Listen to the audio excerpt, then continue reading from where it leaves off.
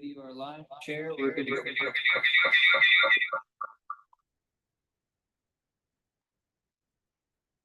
Now we're good. All right. Well, welcome everyone to the meeting of the Economic Development Committee for Tuesday, March 25th, 2025, 5:30 p.m. Ms. Lobeck, would you please call roll?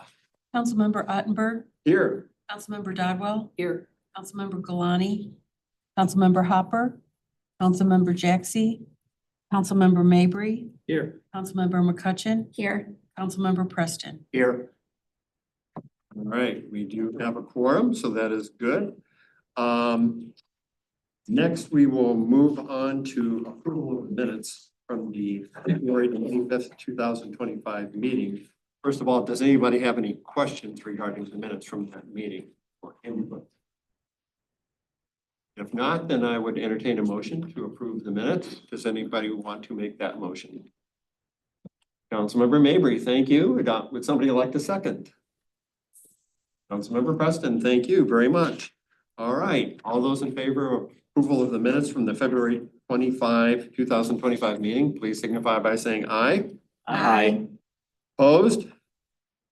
Abstained? All right, minutes approved. Thank you. Next one. Did we call roll? We did. Oh, Yep. that's my fault. Nope, thank you. Next we'll move along to public comment.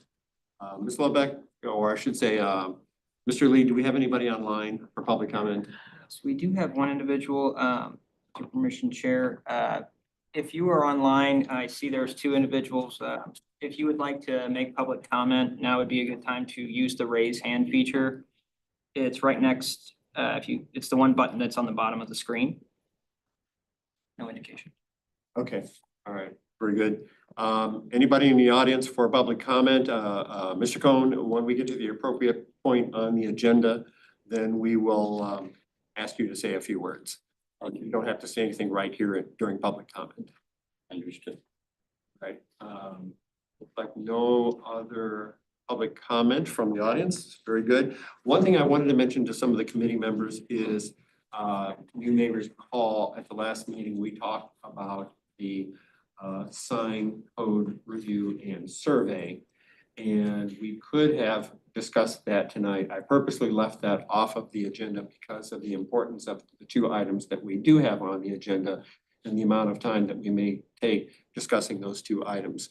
We have plenty of time to review the findings from the sign code survey and wrap that up, review it, and get some proposals in for when the master plan needs to be updated later on this year. All right, so let's move along to discussion items. First, update on business changes and other business news in the city. And for that, I will turn things over to Mr. Lee. Thank you, Chair. Actually, the first item, it is now updated. There was an email sent out from the department today. We have hired a new communications economic development manager. So that individual, Paula Vassan, will be joining us on April 7th, so 2 Mondays away. So we're really excited. She's actually coming from News Channel 5, investigative reporter, but also did a lot of their digital management and worked a lot with the local business community in St. Louis. So very excited to have her on board and have pretty quick turnaround. So next meeting, we should have a new member. So that's good. A couple other items. Wanted to give a quick shout out to Fix Supply Service Inc. They kind of stepped up in a situation that hasn't been too great. City's been working tirelessly and now we've cleared the roads, power's back up, but during those first couple of days, it was pretty tedious and there's still a lot of homes, especially out in our rural areas of Wildwood, that are still impacted. And they have offered a discount just to Wildwood residents to dispose of that. And the city's actually been taking advantage of that as well, which has reduced the cost from our contractors because typically those would be passed on to us. So just wanted to give a quick note to them. There wasn't no negotiation or anything along those lines, just, hey, really was calling them, is this a service you guys provide? And they said, by the way, we'll do 50% off for any Wildwood individual, which it's good to see. Obviously it's their business too. So it was just nice to see that type of community togetherness. A couple other items. Mattress Dogs had their ribbon cutting. It was attended by a couple different council members here, but also they've been here for a couple months now and they seem to be doing really well. They got a whole model set up in there. They're about to get their signs up. Overall, they're moving in quite nicely. I did want to mention that we also have Singer's Ice Cream opening up here shortly. They are still working on a couple items to kind of finish up their opening, but all the equipment and tools are in place and that's all they're really waiting for. And they're working on a sign permit as well. And then last, I wanted to add in just a note about Good News Brewing Company. There is they're dealing with a little bit of a situation here where they're trying to get a permit from the federal government, get permission from the federal government to sell alcohol at the site. So the way they signed up and got engaged as a business, they went from just being a normal liquor retailer to a brewery. To do that, you have to go through ATF, and then you also have to go through the Missouri ATC, which kind of convolutes and complicates the process. That said, the department was notified of this along with the mayor, and we have reached out to our congresswoman's office, and she is open an official inquiry to try to expedite it. But it was submitted on March 7th. There's an 85-day deadline, 85-day review period from the the federal agency overseeing it. So the idea is, hey, let's try to speed this along, considering the majority of their other approvals are ready to go and they have made the necessary improvements. If they aren't able to get the license in time, they will open it up for just non-alcoholic purposes. They'll get things moving, but they're not gonna be able to actually open the doors. They're not just gonna sell pizza at the establishment. So it is really kind of relying on a nice spring opening. I spoke with the owner not too long ago, about a week ago, and they if this last little piece gets worked out, they would be in line to open early summer, probably in the next month or two. But the 85 days just kind of. We'll keep everyone updated on that. We'll provide an update at the next month's meeting. Hopefully it's been resolved by then. You did a great job on the facade and everything else. It's really taking a great shape. Very tasteful. And they got It's not radically different, but it's clean and well kept.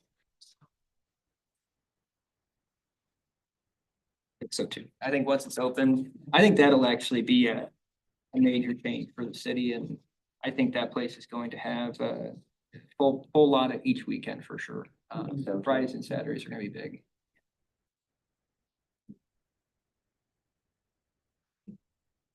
That's it? Yeah, that's that. Well, any question, if there's any questions on the items that are still included here, more than happy to answer. The department's available.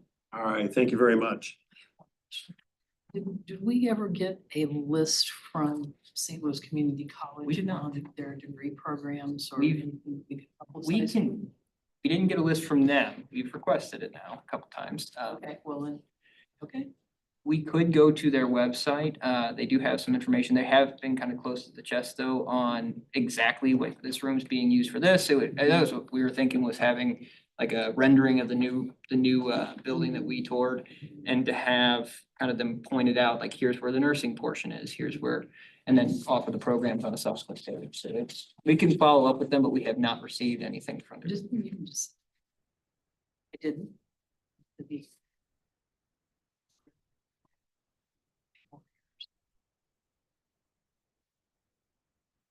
All right, very good. Thank you, Mr. Lee. Moving on to items ready for action.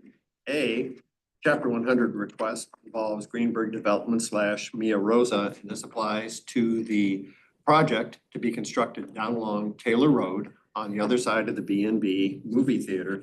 Mr. Lee, is there anything you want to mention regarding this application before we get into a discussion involving Mr. Cohn and his associates? Yes, just that I would add, thank you, Chair.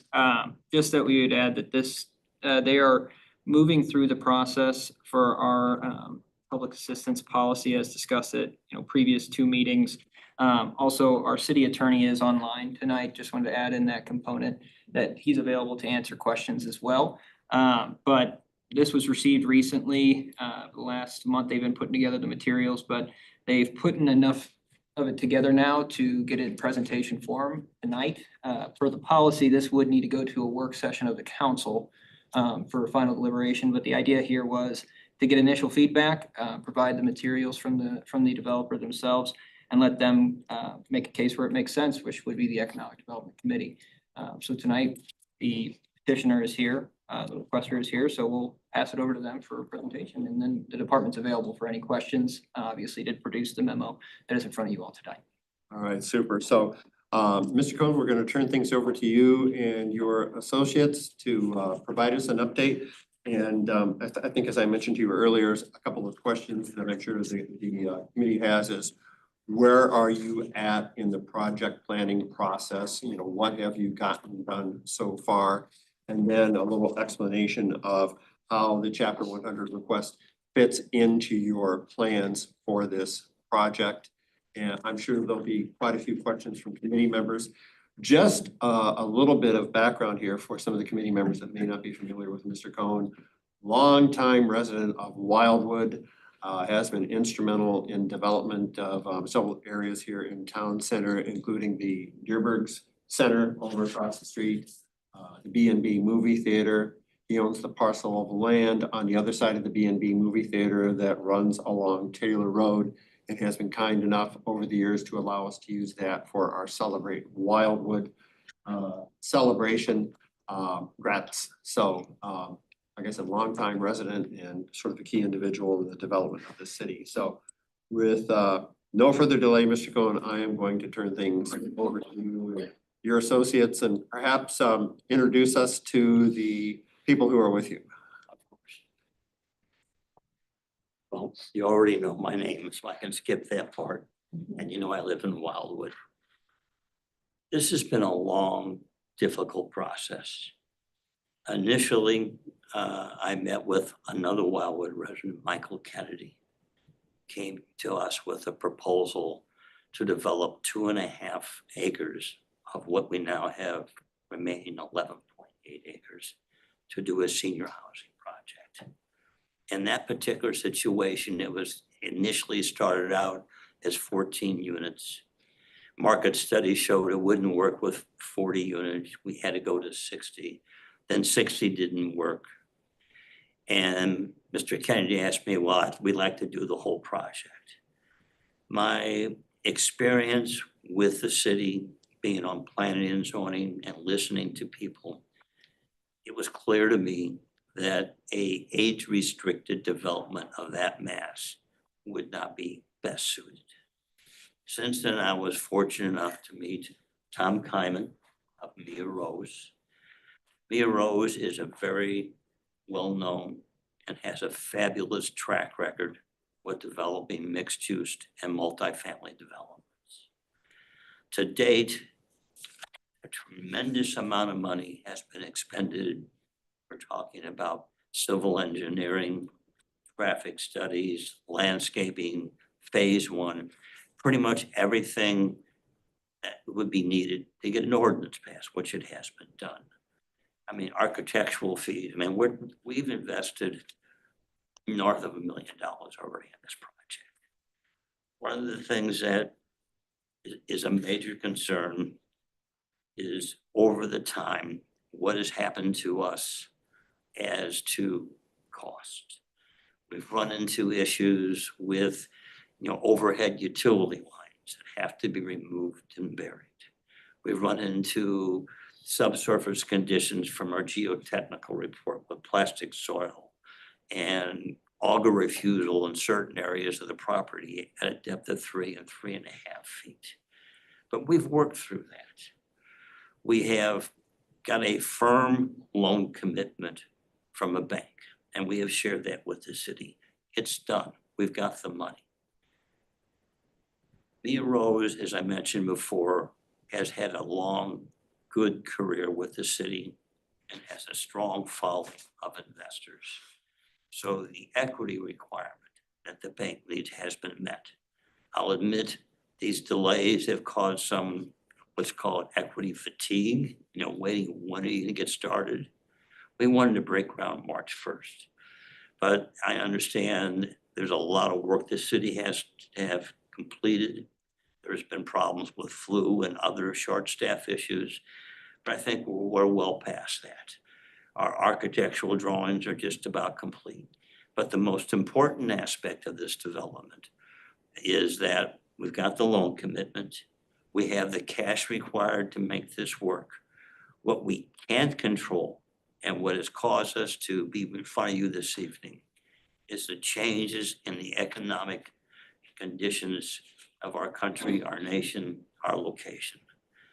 When we first started this project, we were hopeful that we could get a loan under 6%. There's no way you can get a loan under 6%. We're gonna be north of 6%. But working with the numbers and with the hope of Chapter 100 treatment, we can make this work. The huge thing is you got a vacant piece of ground at the most prominent corner and location in the downtown district. A $50 million development there is really gonna make an impact to increase the daytime population, and for that matter, the nighttime population is gonna benefit everyone who rents in the town center, who wants to rent in the town center, and also in listening to the citizens, there are a lot of goods and services they'd like to have. The demographics of a typical credit national tenant don't work for Wildwood. They'll work in certain instances. You take Starbucks, for example. They're right on the highway. They got the visibility and they got almost the right traffic count. When we look at our development off the highway with no visibility, and we look to see who we can put into the retail component, most likely it's gonna be a mom and pop, and credit's gonna be an issue. In order to get them to be able to be successful and, more important, sustainable, our rent structure has to be at a level that is not crippling. The ability to have sales tax exemption on construction and personal property will be passed directly along to those tenants, both retail as well as to give us a competitive edge on the apartments, such as the treatment received recently with Midas Hospitality's development of apartments right up the street east of us by Culver's and their apartment. We need to be competitive. The biggest problem I'm having, and this is very personal, is my wife. Why are you doing this? You, and I'll have to his credit, Tom Kyman, we're signing personally on a huge debt. Not only are we signing personally to make this happen, each of us are putting a substantial amount of cash to make this success. We believe in this project. Our market studies say it will work. But part and parcel of making this as successful as possible is to be competitive, to have rents on the retail space, maybe to the extent that a retail tenant, I can say, you know, we've got the ability not to pay a sales tax on personal property. We've got the ability not to pay sales tax on construction materials. We can pass this along to you in the form of possibly free rent or reduced rent, so that that new business startup knows during those first critical years of business, they're not going to be slammed with a major overhead. In my over 50 years in retail and commercial real estate, the biggest failure of all our tenants has been undercapitalization. So if we can give them any assistance as per Chapter 100, that'll be a long way for responsible and sustainable development. We're ready to roll. We would have loved to break ground March 1st. We want to do it now. Yes, I think I've said enough, but I'm here for any more questions you may have. All right, so I'll open up to the other committee members here for questions here in a moment, but just off the top of your head regarding the sales tax portion of this, what percentage of the materials, and this may be hard to estimate, but what percentage of the materials would be bought outside of this area? I would say it's probably close to 100 or 110%. Other words, all.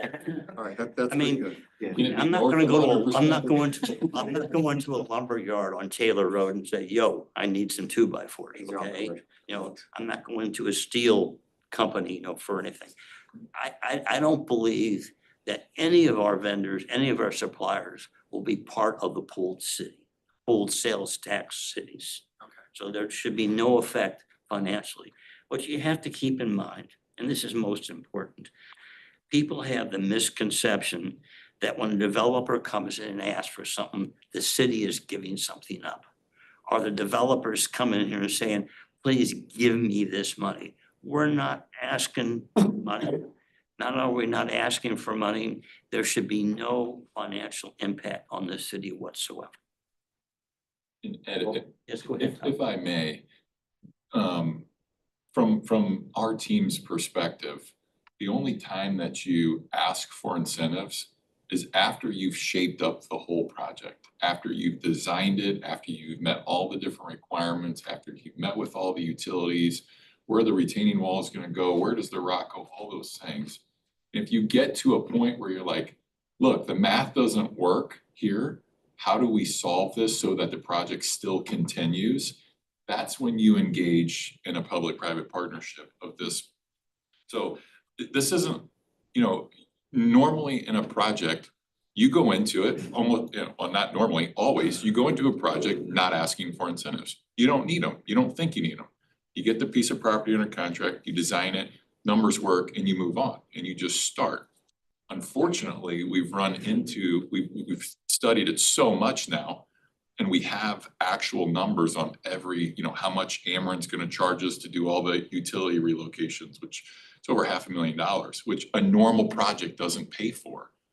And so when you start to add those numbers up, you're like, hey, normally we don't have to do this, and normally don't have to do that. And then it'd be like right now, it's over $4 million worth of stuff we normally would not do in a development of this scale and this, even though it's a luxury project, you just wouldn't do those things.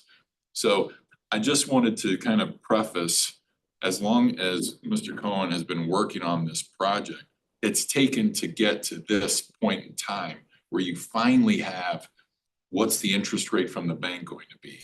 What is the actual materials you're using at every nook and cranny of the project? So it's not like, hey, we're ready to start the project. Oh, by the way, have to do this so the project continues. It's just taken this long to really get your arms around it. It's a $50 million project. It's very substantial. So I just wanted to preface it with that. So at this point in time, you come to the city and you're like, hey, here's what we're dealing with. We have the equity lined up. We have the bank partnership lined up. We want to move the project forward. How can we solve for some of these things? Especially when, it's not like, hey, nanny boo boo, those guys have it, we have to get it. But that puts the Mila project that Midas is doing, puts us at a total competitive disadvantage with them receiving the Chapter 100 and the savings they're getting from that they can pass on versus us. So not only are there the 4 million, I think it's 4.2 or $4.3 million of extraordinary costs, but you also have a competitor right down the street.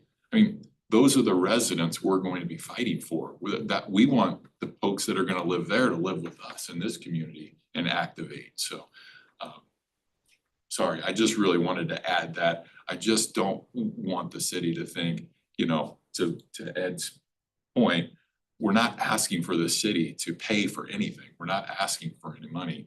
The city, though, does have this vehicle that allows for costs to come down that don't come out of the city's coffers. And that's what we're looking for. I mean, clearly Ed, for 20 plus years, has had a great relationship with the city. And this is a long-term investment for us. Like, we're not looking to just build this thing and sell it. We're looking to build this thing, put permanent financing on it and keep it, for generations. But this vehicle has to be put in place to allow for the sustainability to happen. I'd like to add something Yeah. to, Tom just brought up, how important this project is to us. And we've done market studies, and one of the biggest things that comes out of it is the walkability of the town center and what this will bring to it. And another thing Tom just mentioned, we're not looking at this, we're not merchant builders. I have been in Wildwood for 50 years. This has been a dream that I'm willing to, as I mentioned, and Tom as well, sign personally on. When you make that type of commitment, And let's not confuse apartment rentals with rentals of single-family homes. Single-family home rentals, you have typical issues with that occupant not maintaining the premises to a degree that would equate to the maintenance that would be with a luxury apartment. I live here, Tom lives close by. We will have permanent people on site. What I'm trying to stress is you're not gonna be seeing a city inspector coming by and say, this doesn't look right. This is gonna be maintained. These are luxury apartments and it's gonna be maintained in a standard that I'm proud of. Thank you. And to introduce Andrew Rubin with Sandberg Phoenix. Welcome. He's our technical, he's our attorney, he's our legal expert, and he's, I don't want to say the mastermind, but certainly knows all the details when we want to get into the nitty gritty of how the vehicle works, how the sales tax piece happens, how the property tax abatement component works, and how that's typically structured. And so he's certainly here to really answer. And John Young, of course, is his kind of counterpart. They're happy to engage in any of the dialogue necessary. So.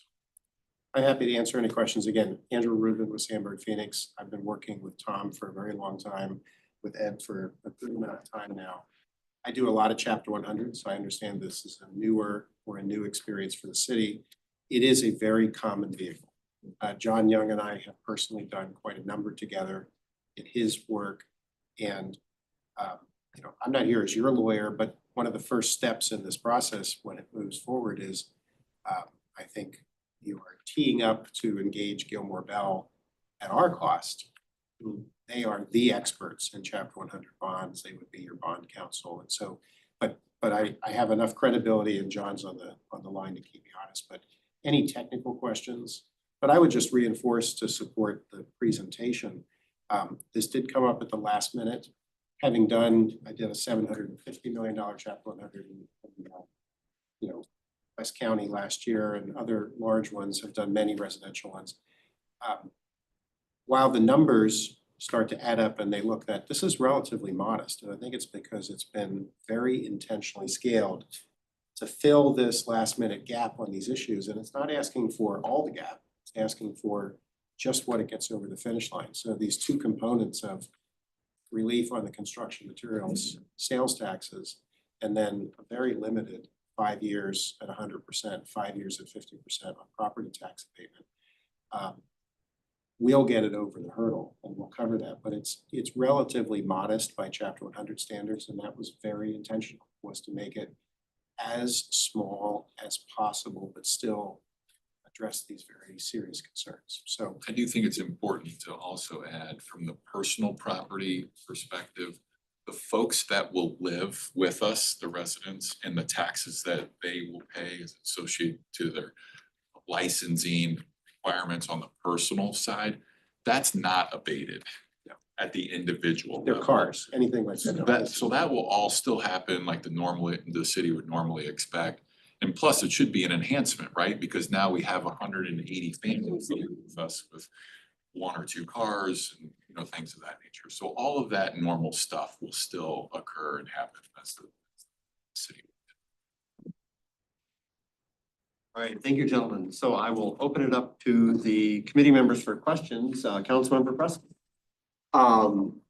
So I've spent quite a bit of time looking over this and discussed with my brother, who's also a local real estate agent or attorney at Spencer Fane, who does this sorts of things all the time. And I mean, he's like, oh yeah, very common, very cut and dry, totally normal. He looked at it and said, yeah, that looks fine to me. But from a personal standpoint, I think this is a brainer. We've got a vacant field right now, quarter mile from where we sit here, that we're talking about offering, tax abatement. It's not like the city of Wildwood makes it a dire habit to hand out TIF financing for people or any of the sort. So, I mean, this is kind of a rarity for us, and to bring that type of population influx in, that amount of people to our local economy, the livelihood to the feel of our city, development of Villa and Green here just up the street, which is going to offset the need for that for Celebrate Wildwood. I mean, I don't want to be make this a 2 hour long conversation or something, I think they should be literally a no-brainer. And I think everyone should support it. Thank you. Other questions? Councilmember Dodd? Just one question, but I want to bring up the fact, is anybody on the committee taking a look at the Mia Rosa website? Does anybody know that they have developments in Dardine Prairie, 3 or 4, Wentzville, Indiana, Missouri? And if you haven't looked at any of these properties, they've done the Maryville University Center hockey Oh, yeah. location, the Pacific Ice Rink. But these are the kind of facilities that they're doing. These are not cheap little mom and pop kinds of stuff. So I think Mr. Cohen's done a stellar job in getting the right people on board with this particular project. You guys know me, and I have been a staunch supporter of getting the town center viable. And the only way that we're going to continue to keep it a viable entity is to put people in this space. I guess the one question I have for Mr. Cohen and his team here is, what's the time frame if at our council meeting in April, the council says, yes, we approve this? What are your next steps? How long before we start to see ground being broken? How long before we see residents living here to help support those businesses that are here to help support our farmers market so that we can have more people pouring into that on the weekends? What's your time frame? Andrew, do you want to talk Yeah, about the so, technical, and- I agree with that. Because I don't know. Through, you know, the permitting process, everything's is there to start. We wanted to break ground in March, but there were still things that we needed to get completed, as I mentioned earlier, with the city. But we've got all our comments from the fire department, from Ameren, from all the utilities, from MSD. Are we missing any? No. Any authority? None whatsoever. All we need is a grading permit to break ground. Really, I'm sorry, Andrew. No, and so Mr. Young is on the Zoom. He and I have talked about this specifically. And I think it's, these can take a long time or they can go really streamlined. There is one 20-day notice requirement to the public and the taxing districts in the middle. There's legal work and approvals that need to be done before that can happen. And then there are approvals by your council after that happens. And so it literally, when our last conversation was, well, if we're working on Wildwood's normal calendar, if the council meets and says, go ahead and hire Gilmore Bell and let's go, and we get the notices out and you're approving it in May, that sort of answers your question, and they're on a parallel track. We're breaking ground June 1st. Even if you hold a special meeting and back it up a couple weeks, but you know, my clients are saying, go as fast as you can. And I think that's the invitation to the city, is if there's support, we can work to make this not a 3-month process, but a 6-week process, but it's not going to become a 3-day process. Like there's steps in the middle that have to be done. I just wanted to make sure it wasn't going to be a 9-month project. No, there's no question, there's steps that legally have to be followed. But as far as our team is concerned, we want to start yesterday at 2 o'clock. And this is the only the legal steps that are slowing us down. Nothing else will stop us from getting this project. Well, we need chapter 100 help. but- There's a pathway to approving this in May. We've also designed the project in a way that it's a 2-phase turnover. So most of these projects that are all one contiguous building, the developer will build the entire project, and then you have 188 units and you're like, hey, we're open. Uh-huh. We're trying to get a little bit more aggressive. So we've designed the firewalls in a way that the building can operate in two different functions. So the plan is that first phase, which is just over 50% of the residential units and the retail, would be open approximately 14 months from the day that we start earthwork. And then the rest of the project will lag about another 4 to 5 months. So for a total of 18 to 19 months but that way, we get the project, we get it done sooner in a way, because you're not gonna lease, 100 units, in day one. That's a few month, phasing. So if we can deliver that and we start to move 15 to 20 residents in per month, by the time we hit that month 18, 19, and we're finishing the rest, the first phase is full, vibrant, and then the second phase starts getting leased. I've got one more question. Absolutely. Mr. Vunich, planning department. If they get this done, can you give them the go-ahead on the time frame they're referring to? Or do they still have additional things that they need to complete? Site development plan is being revised, minor comments. The Mylars will be submitted and recorded. Once the Mylars are recorded, they can pull a grading permit. That's how quick that can happen. That's an April timeframe, if I'm guessing. Mr. Cohn mentioned that there's already a Stock and Associates is working on the revisions. April 14th meeting, I anticipate having the record plat there for City Council's consideration and action. Record plat's essential to secure the loan. And so depending if you all want to read it twice in one meeting, it's not a complicated plat in terms of number of lots. There's just a whole lot of easements all over that property. It's surprising, but it'll be ready on April 14th for your consideration. And then does the planning and zoning committee need any?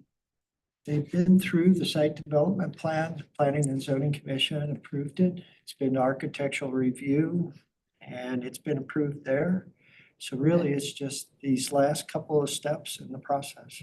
Okay, then let's just make sure for our next council meeting that all that is delineated as to here's who's approved what up to this point. So nobody's asking questions. Just want to bring up a point. Tom was talking about timeline. He was specifically talking about getting the apartments and the retail component done. We will do mass grading of the entire site. And I would believe that long before the apartment complex is completed and ready for the first residents to move in, the pickleball courts will be available. That in itself will be a big benefit to what we're really lacking, bringing more people into the town center. We need daytime, we need nighttime activity. And as you're aware that the property where the pickleball court, it's not, we're donating the land to the city. So I wanted Thank you. to bring that up.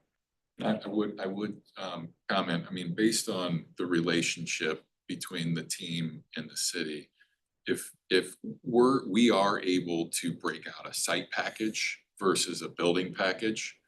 So what we have directed the team at this point to do is to prepare everything in a way that we could release contracts if we assume these conversations are headed in the right direction, where we may be able to actually start site work prior to like official approvals on all that kind of stuff. Thank you.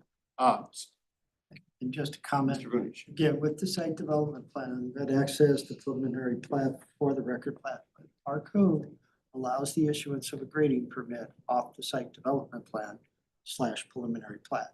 So it's not an accommodation or any time of concession. It's allowed by code.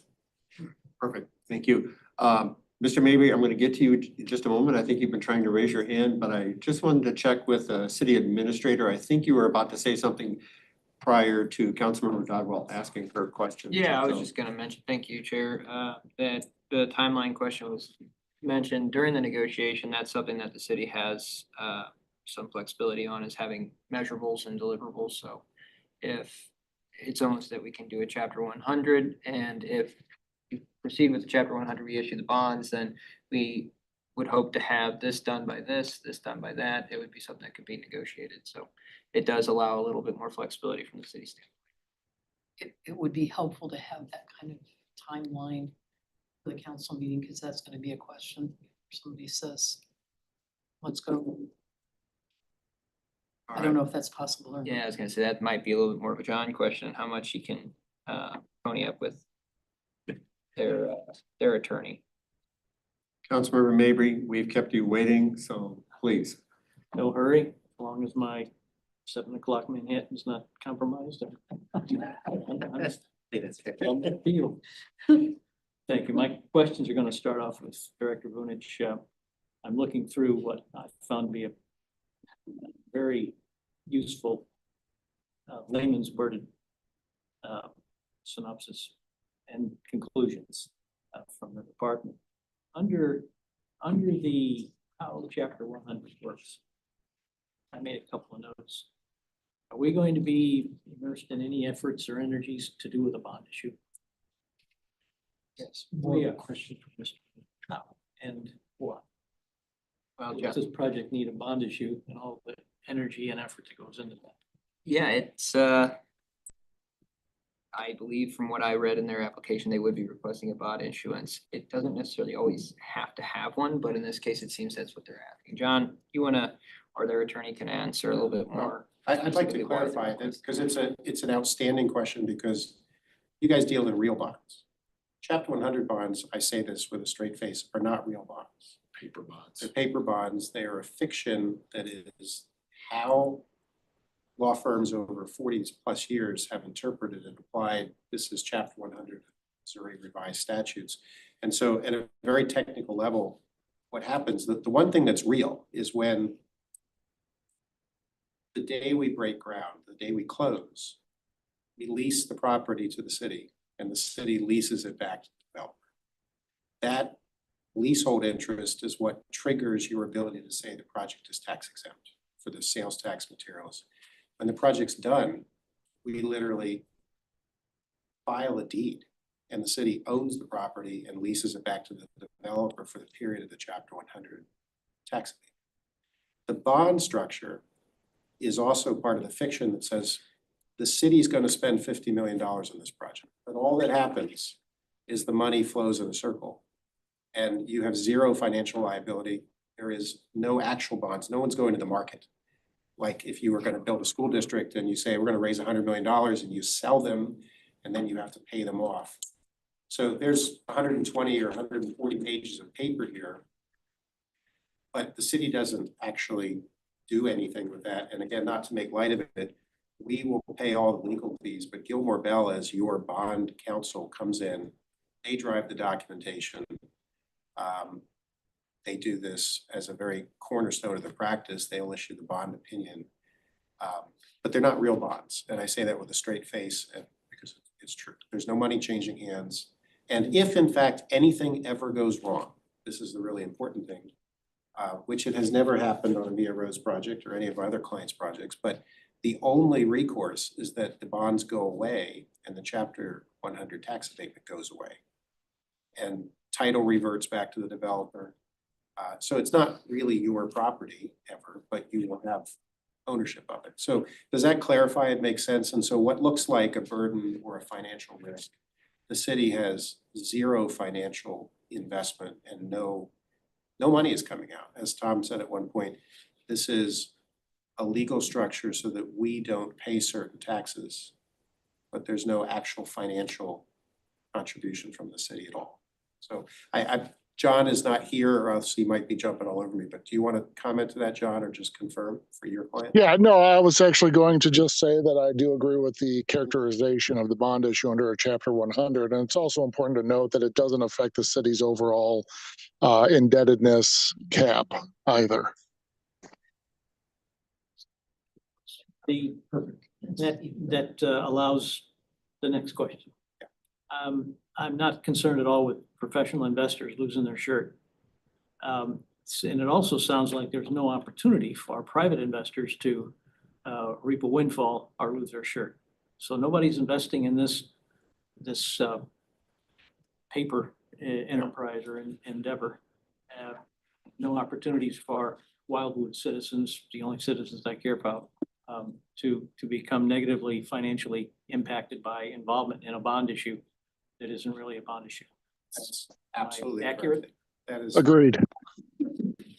Thank you. And if I may, it's stated here that the department has advised the developer to notify all relevant taxing districts of time confirmation, not oppose otherwise the condition under Chapter 100. has the developer already done as the department has instructed? And have you already got those approvals, no contest and no protest from all relevant taxing districts to be able to start in April? So here's the answer to this, which is, I mentioned a 20-day notice period. There is an officially required document. It's called the Development Plan and Tax Impact Analysis. What we provided you were the foundations for that document. But Gilmore Bell will actually prepare that document. They will test to the real calculations. They will make certain assumptions that will flow through that show, and it's provide schedules that go out to every taxing district that say, well, if nothing is ever built, this is what the taxes are. Right now, I saw one of these parcels, it's $22 a year, right? I mean, it's basically, there's no tax on it. If this project is built with no abatement, here is the financial impact, and then as proposed. And so you literally, they can all see the difference. And when that notice goes out, our obligation then is to do what the council has already suggested, which is to make sure that everyone is comfortable. And we will do that. We've not done that yet because it's slightly premature until that document's ready. Because if I pick up the phone to Rockwood's CFO, they're going to say, well, show me the numbers. And the numbers aren't cooked yet. We might be a week or two away from that, but we're absolutely committed to making sure, because the simple reality, if you look at these projections, on all property taxes, the vast majority goes to the school district. And then there's 13 others who get various smaller pieces. And so school districts can absolutely kill projects. And when, part of the developer's obligation is to have an open line of communication and make sure questions are answered, because for the most part, they want to see economic development. Also, what we're saying is, hey, you're getting nothing now, but in year 6, you start to get a very material amount. In year 10, you've got this great development continuing to support the school district. And almost without exception, usually they are very supportive of that.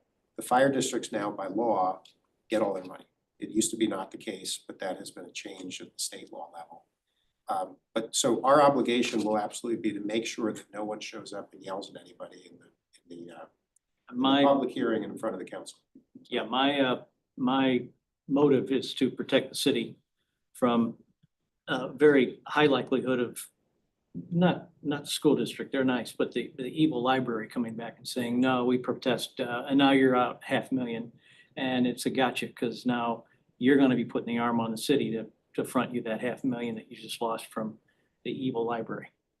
So that's what I'm doing, an end run around any compromise or any weaknesses that y'all haven't already thought of, and I think you've thought of more than And I've come up with. I don't have the number, and this is where the full projections have to be made. So it's not like I can say what the number at play with the library is, but there is a number. And it's not $1 million. It might be $1,500 a year for 5 years, or it might be $1,600 a year.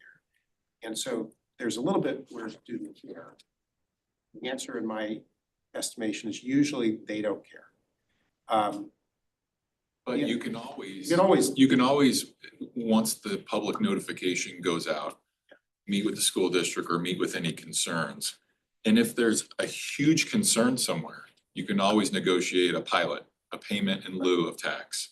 Where take the school district, for example, if it's supposed to be $100,000, you can go to them and say, hey, let's negotiate, let's figure this out so that you don't cause pressure on the city that allows us to continue on with the project. What can we negotiate? And then you engage in fruitful conversations of that nature. Hopefully you come then to that final approval meeting where no one speaks publicly and it's a good project and it just moves forward. Last question. If I could interject real quick, just to make Absolutely. sure that the concept of pilots is understood and negotiation on pilots. Payments in lieu of taxes are a very common thing, but they are not necessarily individually negotiated for each taxing districts. The pilot payments that are made have to be done on not a monetarily equal basis, but a calculation equal basis for each taxing district. Thank you. Have any of your other projects been Chapter 100 in Wildwood? I don't believe Wildwood has ever done a chapter. We've never done. My comment was that they're not on every project, but they're not uncommon at all in St. Louis County. There's a lot in Chesterfield. Yeah. There's one in Thank you. Ellisville. Thank you. Very good. Councilmember McCutcheon. Yeah, I have a couple questions. One, we've got a lot of vacant space sitting in town center, and you mentioned commercial development on the first floor. How are you going to go about filling that commercial space when we can't fill the other commercial space that's sitting around the town center?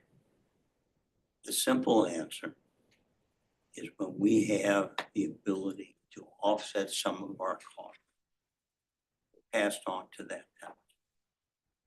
And what I feel is the proper course is to have a strong period of free rent. If the tenant in our market study shows that the typical tenant that would be there is gonna be probably like a mom and pop that may be undercapitalized and not have the credit that a typical lender wants to see. But if we have Chapter 100 treatment, it will give us the freedom to build out a lot of their fixtures. For instance, we wouldn't be paying personal property tax if we built out their shelvings and their sales counter, for instance. We can make that part of the tenant. But the biggest thing is to take away from their biggest fear. How am I gonna make it my first year in business to get established and get known? And the answer to that is by having a rent at a greatly reduced amount, so that they will not have that concern, that big overhead looming in the future. I would also suggest when you activate the site with 300 people, that's going to be an attraction for our commercials, not only our commercial space, but the rest of the commercial spaces in the town center. When all of a sudden, And one more thing. This is gonna be a huge help for the movie theater. We're struggling. You know, between COVID, the writer's strike, the lack of really good stuff coming out. 10 days ago, we had a little bit of a snowstorm, and the manager calls me up, should I, talk about plowing the lot. I said, how many tickets are sold? He said, 2. Well, I decided I'm not gonna spend $6,000 to plow the lot that day for 2 tickets. But when you have people right there, living there, I'm not driving to the movie theater, they're walking. And that daytime and nighttime population is gonna help not only the theater, but also all of the retail and future retail businesses in that downtown district. So do you have particular individuals that you think are already interested in occupying that space? You know, that's a very good question. And there have been people that have spoken to me, and I've been very blunt. Until I can tell you when you can occupy that space, when you see me breaking ground, that's when we should talk. But to say to someone, yeah, I'm gonna rent you that space, but when can I move in? I don't know, 3, 4, 5 years, 2 years, 20 months from now? How do they plan for that? They need to be able to, if it's a second location or a first location, plan for it effectively. There have been numerous inquiries, and quite frankly, I've turned them off. I think the best business practice is this is the show me state. It's going vertical. Here's what's happening. Now we can talk seriously. And then you brought up earlier about Mr. Kennedy suggesting it be a senior citizens complex. And I've heard that several times from residents. So A, is that true? And B, if it is not, what kind of residential complex is it going to be? It is absolutely not age restricted. Talking a luxury apartment development. This is not a situation when you need to go to the 4th floor, you gotta climb up all these flights of stairs. You get on this set of elevators. you step off into a conditioned corridor. When you go to take your trash out, you don't go up and downstairs. For that matter, you don't even ride in the elevator. You go to a trash chute, one dedicated for garbage, one dedicated for recycling. So we're looking to our demographic to be kind of broad-based. Yes, there will be the empty nester, someone who's really old, like 55 or something like that. So nowhere near my age, who thinks, well, my house is empty, I'm in a 4,000 or whatever square foot home, I want to travel. The luxury of being in a development where all you have to do is turn the key on your door and walk away, no one's gonna be taken care of, is another attraction. And then there's the element. The interest rate on new homes is absolutely outrageous right now. And the homes we're seeing proposed and developed within our municipality, man, they're not what I call entry level. But when you can get into an apartment at a rate which we believe, strongly believe, is gonna be below market rate, we're gonna get into single individuals, we'll get young marrieds, we'll get people starting families. One of the things that was extremely important to me, and this goes to the leasability and sustainability and most important, responsible development. The zoning code requires 1.5 parking spaces per unit. To me, that is terribly underparked. This is Wildwood, people drive.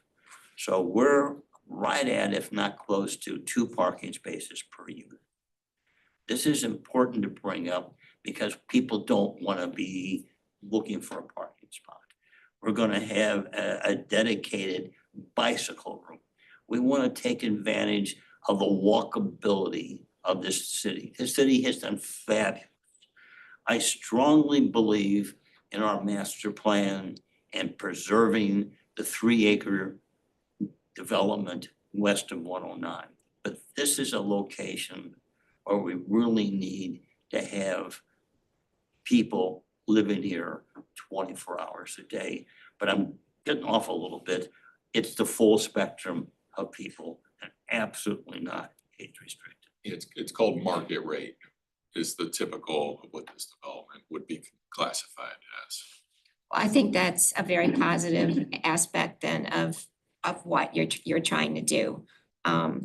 Especially the fact that, young families are gonna have an opportunity to rent and live in Wildwood. Yes. Which they don't really have right now. So I think that's good. The other frivolous question I have is everybody keeps calling it pickleball courts. I want to make sure that it's a pickleball court with a basketball court with a tennis court. We had plans, Mr. Vunich has the plans on how to make that work. So what say you all? We are being guided by Mr. Vunich and what the city wants. What the city wants, the city gets. So there will be tennis courts, basketball courts, pickleball Mr. courts. Vunich, it's for you to answer. Mr. Vunich, you're in the hot seat now. Thank you, sir. Ms. McCutcheon, we took the plan set from Community Park and transferred it here. That's what Stock and Associates got, and that's what they show on the plan.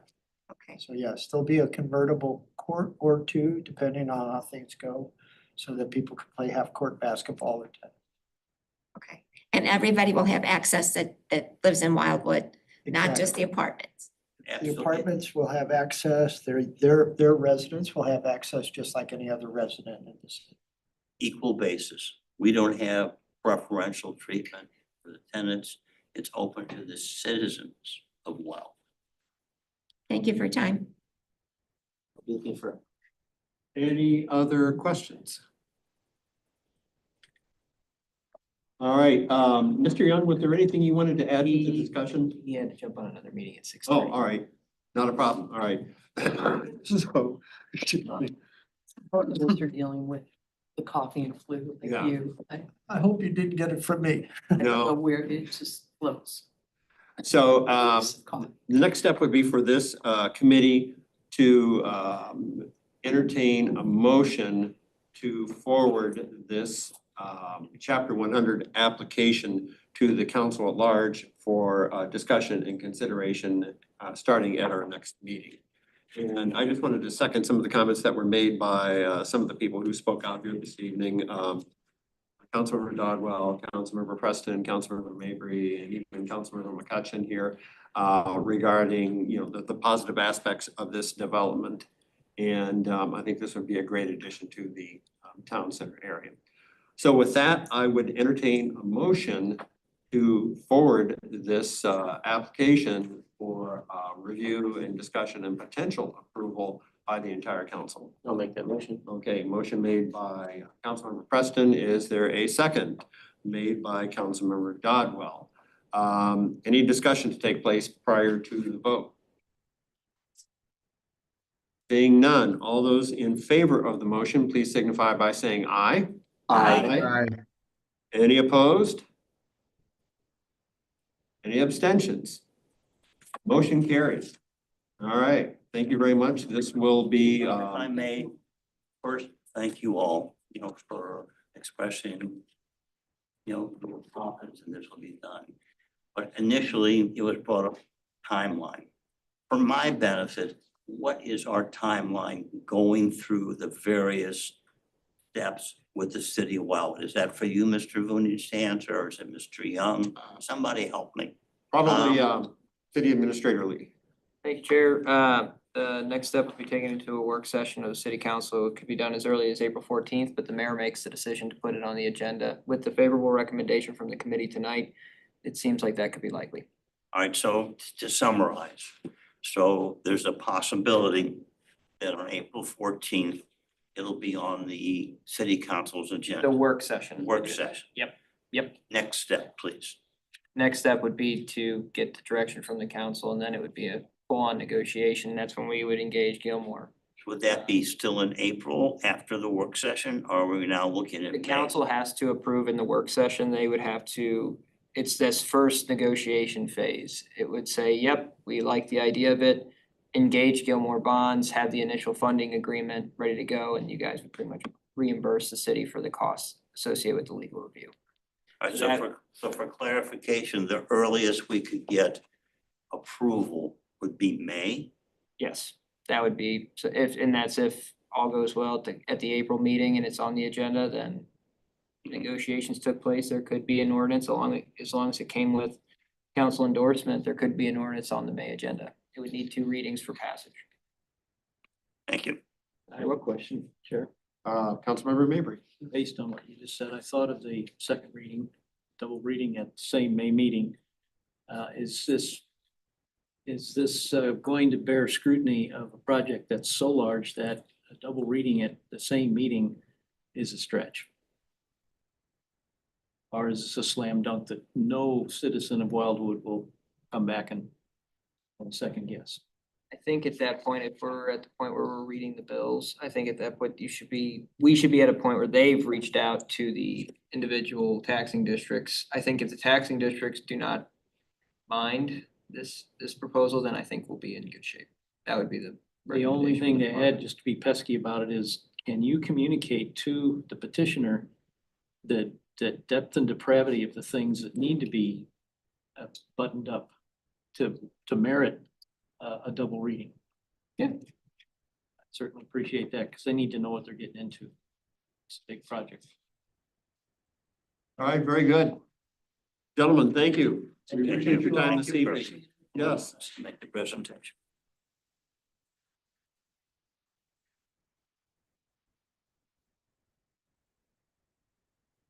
All right, so that takes us to the next item under ready for action, which is a review of the signing code survey responses. So I'm assuming it's appropriate to turn things back over to Mr. Lee on this one. Yes, thank you, Chair. So at the February meeting, well, actually, I'll go all the way back to January here.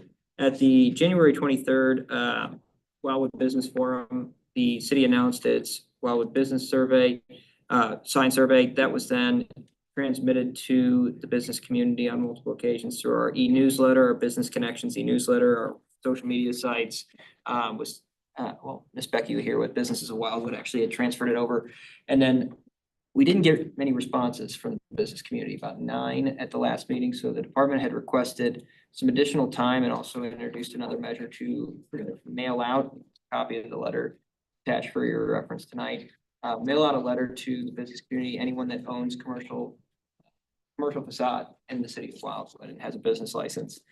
Received a physical letter from the city with the QR code with a physical survey on the back that could be submitted here in person. We did have one in-person submission, but overall, up until Friday, when we closed the survey, it was about 25 responses that we got. Those are all included for your review tonight. So the participation's about percent what we wanted it to be. That said, I will say that the amount of effort put into reaching out to these businesses, I think, has been pretty robust. We've had quite a few attempts. The feedback we got, though, is, well, it's where we'll turn to now. We had, of the businesses that provided this, is an interesting finding just because lack of information is somewhat of a different piece of information. About 12 businesses that actually responded to the survey included their business name. So there were 13 individuals that decided to provide feedback, but So the total's 15 now, or? no, there was 25 responses, but there were 12 businesses that put their name in there. There was a contact information question at the very beginning, and I think where you would read into that is that maybe some businesses wanted to provide their feedback, but understood that we would be discussing this publicly and didn't want their information shared. And obviously they do business in Wildwood, that there could be all kinds of different reasons, but it is interesting that half the individuals did not respond with a name. That said, there was a list of businesses that did respond. 24 out of the 25, the one that didn't answer the question that said, do you occupy retail, office, or restaurant space? The one, they just didn't answer the question at all. So in that case, it wasn't someone saying, I do not respond to this question. They were saying I did not respond to this question, but they provided comment in the feedback section. When we got to the more meat and potatoes of the survey, and with it being only 25 businesses, it is difficult to utilize this as a representative sample. That said, we had 12%, 3 individuals respond that are very supportive of our current sign regulations. 16% say somewhat supportive. 1 was neutral. 9 respondents were calling it somewhat restrictive, and then 8 respondents said very restrictive, which if you look at the restrictive category is about 68% of the respondents. So even if it's not a representative sample, it does seem that the local businesses, if you look at the Rolodex of businesses that answered the survey, they're a little bit more locally owned, small mom and pop-ish type shops. So that was something to keep in mind proceeding as well. We didn't get an answer from Schnucks' CEO or even the property manager at Dearborg's Market. We did reach out to them, but they did not provide that response. Well, and getting back now to the open-ended question, which obviously not as quantitative, but the department tonight, we provided the entirety of the responses submitted, but we've also put together a synopsis of the questions of general feedback, but also one of the key guiding principles of this survey was to get them to read our guide to our sign regulations, which kind of walks a business through step by step. How would you go about getting a monument sign for your business? And if it's permitted, it kind of puts it in layman terms. So the idea was to have them read that, and then they pretty much say, with our master plan in mind and walkability, new urbanism, would you consider any changes that are very specific? And that was the goal of this, was to get actionable specific feedback. Once again, this is kind of a repeat offender for these surveys, but sign size and visibility were a major component of the feedback received. So one thing is just they want larger signs. There was the bringing up of the fact that our 24-inch letter height is somewhat restrictive. The lighting inside the actual letters itself were criticized that we don't allow that. So there were really visibility issues and signage issues that were brought up. Again, 25 respondents. So over the whole, one way to potentially review that, and something we can do going into the review, is look at the percentage of the facade, as we've talked about previously, versus the current 1 square foot for every linear foot with a 24-inch maximum height that our current sign regulations state. So that's something to discuss. Obviously, the business community wants it. If it was more based on a percentage of the facade, you'd probably have, you'd have situations, we have these oddball situations like Network Technology Partners that they use just the letters NTP. And when you just use NTP, they have a large facade. It's very difficult unless you have huge lettering to fill that space. So when you use a percentage of the facade, that could be a place where maybe we expand it when you reach a certain maximum facade size. So if you have a facade size over, I mean, Joe, do you have a good example? What's NTP's facade size? Actually, Mattress Dogs is a good example. They have a 2-story front facade, so the 24-inch height and the restriction to square footage based upon the width of the tenant space limited it to 24 inches in height and 16 square feet on a 2-story facade. It looked minuscule. And so we went to the Board of Adjustment and we got a proportional sign that fits the space. Interestingly, if we would have calculated the sign, allowable sign size based upon 5% of the facade's area, they would have been allowed up to 58 square feet. The Board of Adjustment allowed 50. So it's one of the items the Planning and Zoning Commission is looking at, is moving away from that singular measurement to the proportional or the percentage. And I think it works pretty well. And it's maybe having, when you measure the facade, if it's over a certain number, so it accounts to only, because right now, one thing that is brought up by businesses, and this wasn't stated directly in the survey, but something that when we talked about temporary signage, and it was a discussion about the normal signage as well, that the current signs are all up to code, that they are put up and they have that 24-inch height limit. And that if you were to install signage, say you have a vacancy next to you're in a shopping mall and you have a vacancy right next to you. A new business comes in, the new sign regulations are in place that if you were able to take advantage of the percentage equation versus the 24-inch height limit, that you may have 24-inch height, and then all of a sudden you have something that may be, if it's just maybe it's one letter, or if it's like a insignia that goes up there, you could have something that's 50 inches. It could, you don't know, it would have to do based off the calculation, but it could create inconsistency in what is currently up since we've gone forward with our current regulations for such a long time. And I think that's where the 24-inch height limit came from, was to keep it consistent. And when you do percentage of facade, depending on your length of your logo, you really do want to, at least under the principles of new urbanism, you want to somewhat restrict one dimension, either vertically or horizontal. Just bringing that up, there has been some businesses that have brought that concern up. And lighted signs, going back to that, they would, some of the businesses brought up that they would like to see that LED signage that would be built into the lettering itself, which is currently not allowed. It can be backlit. And we also, what we see in Wildwood, which is a nice finish, is you have that external lighting that pushes back in onto the lettering itself. And then the individual letters that we typically have that even Starbucks abides by. In today's LED, I'm sorry, in today's LED world, do LED signage create too much light out into the air? Light pollution. Light pollution, thank you. That was the word I was looking for. It was just not coming, I'm sorry. It certainly can, but what we've applied is that that Kelvin cannot be greater than 4,000 degrees. Okay. And so it's more of a warm light, but according to our lighting expert, Annie Burkett Lighting Design, it's ample to illuminate any type of lettering or signage. So that was Councilmember McCutcheon. Yeah, based on Katie's comment, and I don't know the name of the business, but it's in Ward 4. And it has this huge light that just like permeates everything as you go past. I mean, you can't help but notice there's a light there. So can you fill me in as to why that's being allowed, and are we gonna do anything about it or not, or? Where is this? Village It's Plaza. In Village Village Plaza? Plaza? The Village Plaza light itself, or? No, it's one of the businesses' lights.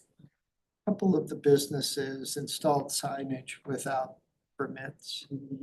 They're on our list to contact.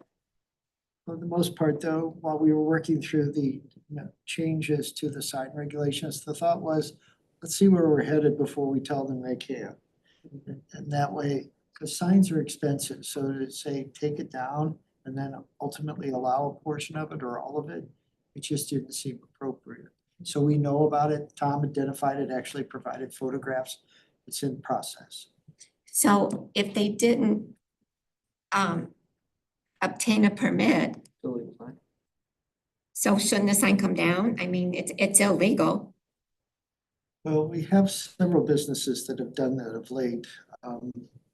Nit and Martini didn't have a permit for their signage.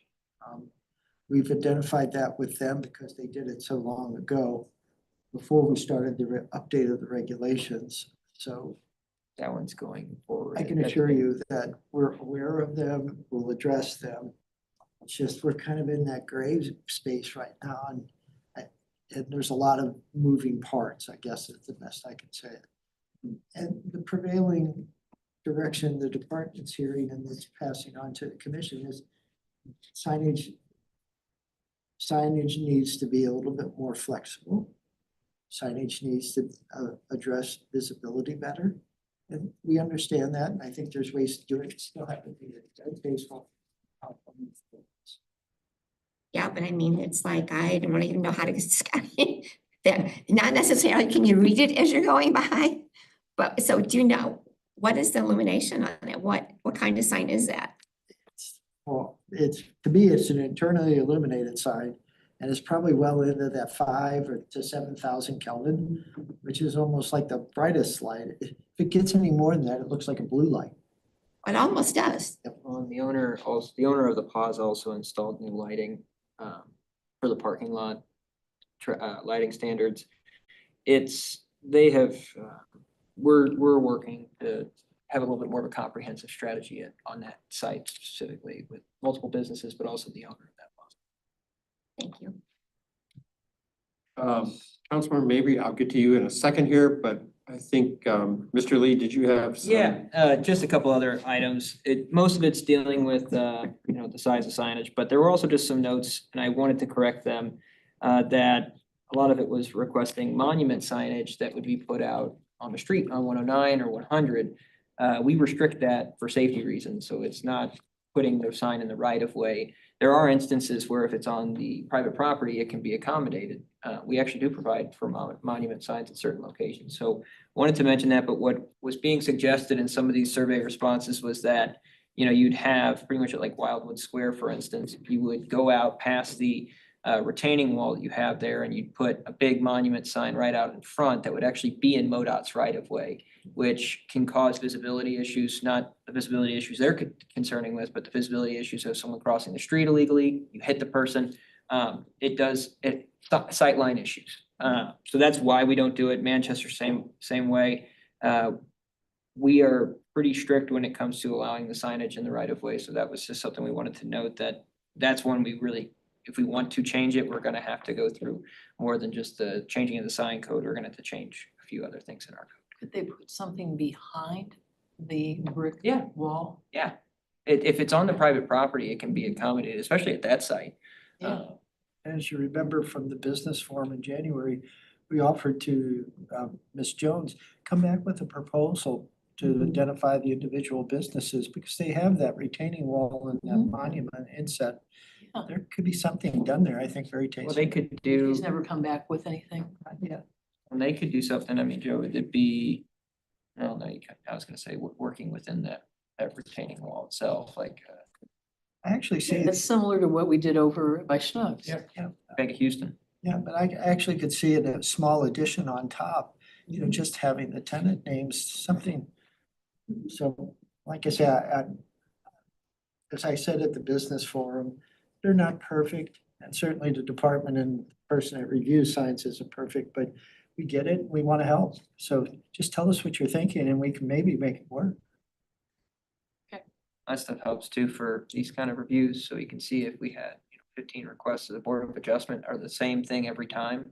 Oh, yeah. let's That kind of, minimize that's that good for data. sure. Yeah, I mean, that's just as if a business is listening in, I mean, it's just because it might have to go to the Board of Adjustment, doesn't mean you couldn't request it. If there's reasonable means for why you're requesting it, that's why that board exists.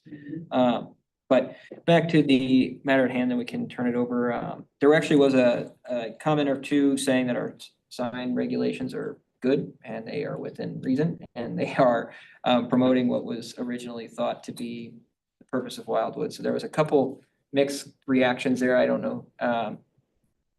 It does tend to sneak in too. So in that case, we had businesses that they honestly, they don't want really things to change. So mostly it was about how big the sign is, how is it lit? Can we add monument signage to the right of way? You could work with them to figure out a good location. And then also, I think right now too, a couple of the comments were more about the variance process. A little bit, I think when you hear variance in Board of Adjustment, it's a little bit intimidating, but it's almost like you're going to court. And the business community, we can put this together having kind of a stream, just like we have a guide to our business regulation, our sign regulations. We could put something together that says, we don't want to encourage people to seek modifications to our code, but a guide to applying it would be the same way as you normally would, but a guide to going through that Board of Adjustment process. That was one of the items that was brought up. So overall, it's generally, make the signs bigger, brighter, and more in your face. Super, thank you. I have a question for you, City Administrator Lee. I see Mr. Vunich has his hand up, but before we get to Mr. Vunich, I'd like Mr. Mabry to have the opportunity to ask his question. Thank you. My first question, so it's warning there's more than one, was going to be, I'll be asking second, but I want to pile on with Councilmember McCutcheon's on this is nerve rattling for me. It out of nowhere comes yet another code enforcement issue, which is a problem that seems to cause itself. Is there really no provision in a business permit application where it states you shall heretofore with forfeit all rights to eat until you come to us for a sign permit on top of your building permit that you're applying for today, and that you shall not put up a sign until you have your sign permit too? Is wording that clear and simple to enforce, not included in a business permit? Business license application doesn't speak to signage. Oh, my. But in the case of Mint Martini, both Mr. Lee and I had conversations with the owner of the restaurant and explained to her the steps in the reoccupancy, the business license, and then the final step, which was signage. And that it's done under a separate permit because the reoccupancy is done by St. Louis County, but it's a commercial inspector. The actual sign permit is reviewed by the city as well as St. Louis County, but it's a plan reviewer to make sure the code is met so that if there is a substantial wind, it's anchored to the wall in a way that it doesn't go off and become something that would impel somebody. So we do them separately because they aren't under the same umbrella in terms of the review process. That said, when a business moves in and they apply for a business license or reoccupancy, we get notified. And that's usually when we reach out to them, not only to help them with their permitting, but also to introduce ourselves and go through that process. We try to sit down with every business that moves in. I would just be doing everything I could to make life easier for me in dealing with my staff, who has to contend with being the evil ogre in enforcing simple logical cadence and chronology of approvals. It's perfectly equitable solution to putting the sign up illegally is that for the other 96% of businesses that abide and respect the ordinances and do things as they know they're socially responsible for, would not see even a glimmer of a violation of this type. Perfect solution is simply to have the sign come down, go through the Board of Adjustment process, and then let the guy put the sign back up again. You're not doing anything untoward. You're not doing anything malicious.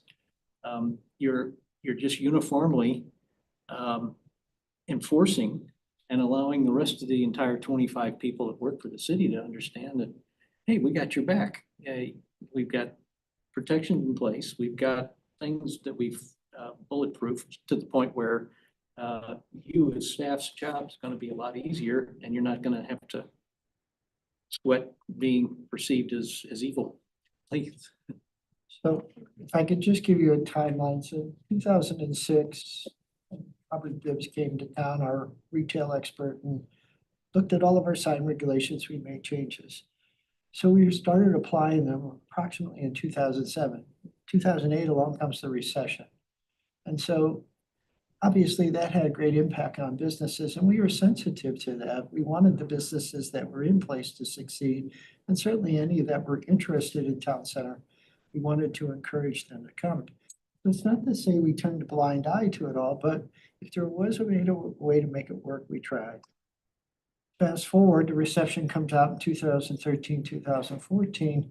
We're still not seeing a rush toward commercial utilization of the town center buildings, and then COVID. So I think the Economic Development Committee, inclusive of all of City Council, has been sensitive that the business environment, at least for the last, let's say, 19 years, has really had kind of some really jarring interruptions to what would be a normal pattern. And so from that perspective, do we give them a little more latitude than we probably should? Yes, I'll say that. But it's in the context of, we don't have an interstate. We don't have the traffic volumes. We don't have the full 5 square mile radius. So our businesses are taking a chance, and I guess from the perspective of the Economic Development Committee, the economic development managers over the years, we need to at least try. If all else fails, then yes, we write a summons and we send them to court and we do the process. Don't ever think that we just ignore it. It's just, we give them a lot of opportunity to find solutions. My takeaway is, you're building a strong business case to be nicer than you have to. Well, I can live with that. if we had some of the things, let's say, that other commercial areas had, maybe we wouldn't. We have people lining up to fill those spaces, but typically we don't. And so when Tom was economic development manager, him and I had talks all the time about what can we do to help this business? What direction can we go? And That amply answered. The only real next point I was gonna make was, I thought back to what I saw as the responses and read through and took an awful lot more positive take than what I think I'm reading, that just my experience, and it went back to the fact that I participate in 3 car forums. And consistently across all of them, comments are made that when someone's complaining, the opposite of a complaint or a compliment or the lack of an observed fault with a car that someone perceives, is that 80% of the posts are going to be against or in criticism of or in blame of a fault. But it's also just as commonly known that another 90% of the folks who have not experienced that fault or that problem or that complaint aren't going to go and post raving about the fact that they're not having a complaint or a problem.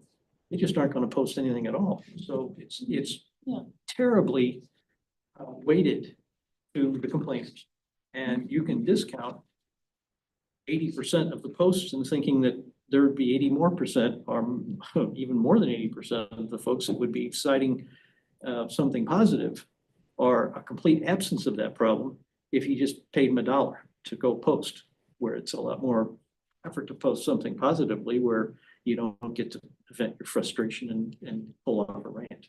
So I saw that in this survey. In fact, that it reads to me a lot more positively. The folks that put in comments that could be perceived as opportunities for improvement really did a good job at it. I was looking at some of the pages, I thought, page 11, 13, 14, something of those ilk. Depends on if you want new business. Signs have been a problem for years. 11 really struck me as constructive and on tack. And then, 13, and then it might have been even the next one, 14. So I think we're on the right track, and just address the items that keep coming up over and over again. Strip centers hiding behind a berm that's keeps privacy from the street.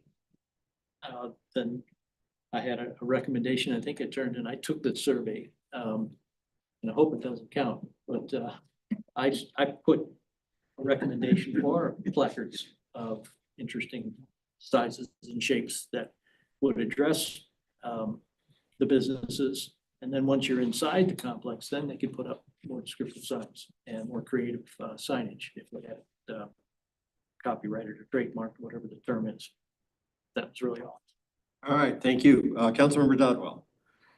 I was just gonna make a possible suggestion that when we have our new communications and economic development manager on board, who is a reporter and knows how to investigate some things, that perhaps she could reach out to the businesses at 109 and 100 area and over here off of West Glen Farms Drive and in the Schnucks Plaza and the Deerbergs Plaza, and just get some take from them, even though we've done the survey. Possibly reviewing where current signage is, what possibilities we have for enhancing that signage with our current codes. And then going back to those businesses and saying, okay, here's some alternatives that we might be able to work with you on. What are your thoughts if we allow something here versus here? Just along those lines. If she's introducing herself to these businesses anyway, and this is a hot button for several of our businesses in those particular areas, then let's do some additional investigatory work while we're there to get some more real feedback. I know that one off of 109 is really hard because people just blow past there, even with the stoplight there. It would be nice to have some type of a sign out on that fence so that we could tell people who's in there. Although shame on people for turning the car and going and. I don't even know which one you're talking about on 101. We're The community college. we lose and yeah. Oh, okay, that one, yeah, where there were supposed to be more buildings and there's not. So, Mr. Lee, what is the appropriate next step in this process? The department was looking for some generalized feedback, but to proceed with the review of the actual sign code itself at planning and zoning. So in this case, taking this feedback and officially submitting it with the summary report, that's gonna be going to planning and zoning, and then ultimately the city council. Are you, They're pretty much closing officially, not extending the survey again. We're gonna wrap this synopsis and send it forth to planning and zoning for their official review. were you looking for an endorsement from us to continue this? Yeah, continue the process and move forward with its review at planning and zoning. All right, so before we do that, Councilmember McCutcheon. Yeah, I'm copying some of Mr. Mayberry's questions here, but our comments, but one thing I found with the survey, and I find this with all the surveys, and I know it's pretty standard, but very supportive or somewhat supportive means different things to different people. So if there's some way to narrow down what specifically you're after, I think that would be helpful. And then the fact that we didn't have that many people respond, and so 36% came out negative with our signage code. But if you look overall and how many businesses do we have that didn't bother to respond, usually only the people who are upset or have an issue are the ones who respond.